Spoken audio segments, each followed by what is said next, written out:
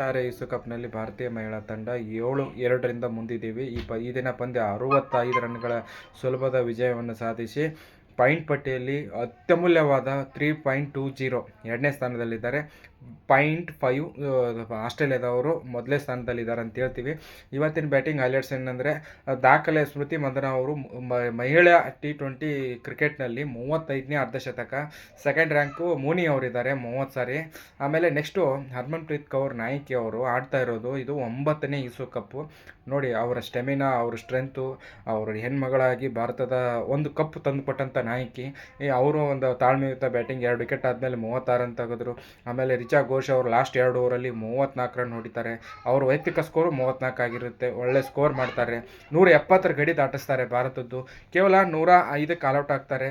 ಇವರು ದೀಪ್ತಿ ಶರ್ಮಾ ಅವರು ಬ್ಯಾಟಿಂಗಲ್ಲಿ 12 ಅಜಯ, ಒಂದು ರನ್ಔಟ್ ಮಾಡ್ತಾರೆ ಹಾಗೂ 10 ರನ್ಗೆ 5 ವಿಕೆಟು.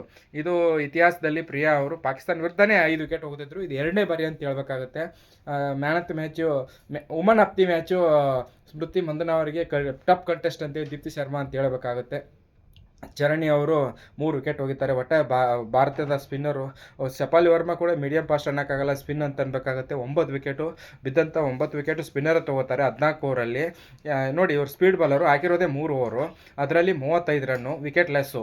ಹಾಗಾಗಿ ಇದು ದಕ್ಷಿಣ ಆಫ್ರಿಕಾ ಜೋಹಾನ್ಸ್ಬರ್ಗ್ ಸ್ಪಿಚ್ಚು ಮಳೆಯಿಂದ ಸ್ಪಿನ್ ಸ್ಪಿಚ್ ಆಗಿದೆ ಅಂತ ಹೇಳ್ತೀವಿ.